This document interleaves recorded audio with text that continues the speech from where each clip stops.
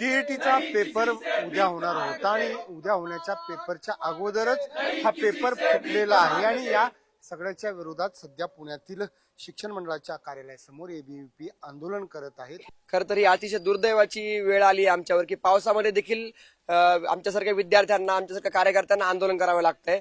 याच्यामध्ये आपण बघत असू की आज भिवंडीमध्ये सुमारे 1च्या दरम्यानमध्ये टीईटीचा टीचर्स एंट्रन्स टेस्टचा कुठेतरी पेपर लीक झाला आणि दुर्दैवाने हा जो उद्या होणारा पेपर आहे तो रद्द करावा लागला।